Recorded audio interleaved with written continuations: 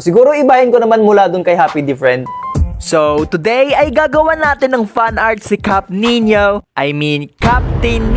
D. Barzaga, ang kapitan ng Egghead Pirates. Cheese! Bamboo!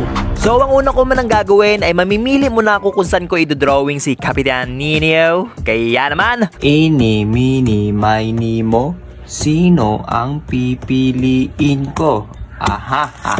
okay, ito nga pala napili ko guys, orange vellum paper and board, kaso hindi siya kulay orange, isa siyang mistiso. So meron nga palang nagbabalik ngayon guys. Dito ako kukuha ng reference para sa gagawing post ni Captain Nino. Hulaan nyo sino to, yun ay walang iba, kundi si Budoy! Yes, ang nag-iisang kasangga ko sa drawing. Sakto din pala magkaugi sila ni Cap. Okay, meron na agad ako naisip guys, kaya naman simulan na natin to. So ang una ko munang gagawin ay guguhit muna ako ng circle, kasi ano bang hugis ni Cap?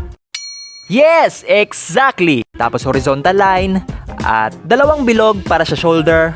Yeah. Okay, dito yung perlas ng silanganan. So dito nga guys, hinuhulma ko na yung ulo ni Captain at kung saan ba mas nababagay ang anggulo ng bagol-bagol ni Kapitan Nino. Tapos ito na yung katawan ni Cap. Burahin lang ng konti and then ayan na, hindi pa tapos. Dito yung kanang braso ni Cap. Okay, mamaya ko nalagyan ng kamay dahil para may gagawin pa ako mamaya. Yan ang kagandahan sa mamaya na habit. So lalagyan natin siya ng legs dito guys. Tapos naka-angel seat lang siya dito kasi para magmumukha lang siyang chill or kalmado kasi nga isa siyang captain. Onting bura and then okay na ang first sketch. So burahin na natin siya gamit ang kneaded eraser, isang klase ng eraser na kung saan minsan ang pinagkakamalang clay or palaging pinagkakamalang clay. Kaya ito ipangbubura ko guys kasi para makita ko pa yung unang sketch. Kasi unti lang kasi yung nabubura niya kumpara dun sa rubber eraser, you know. Haha, fur. And then sunod, dito na papasok ang pangalawang sketch. Pero hindi pa to final guys kasi hindi pa naman to ang huli. Kumbaga ano lang to, rising action, ganun. Mamaya na yung climax. Parang Shanks. At dito ay iguguhit na natin ang mukha ni Cap in manga art style. Isa sa paborito kong art style pagdating sa drawing. Well, ngayon ay tuturuan ko kayo kung paano i-drawing ang mukha ni Cap in just simple step. Okay, first, grab your pencil and then gumuhit ng line na parang ganito. Tapos pikit mo mata mo, baligan to makikita mo, ayusin ang bahagya. Okay, dagdagan na maraming details pero unti lang. Tapos okay na. Ngayon ay ilalagay natin siya ng hikaw ni Zoro guys para maangas siya tignan. At dagdag charm na rin kay Cap. Roro Noa Nino. Tapos lalagyan natin siya ng walis tambo sa magkabilaang balikat. At malaking kwelyo na para bang kay Goldie Roger. Okay, habaan ko lang yung coat niya. Kasi nga kapitan siya, di ba? Kaya may suot siyang captain's coat. Mahabang captain's coat. So ito na nga, lalagyan na natin siya ng kamay guys. So una muna, iguguhit muna ako ng cylinder shape para sa perspective at simple shape para sa kamay.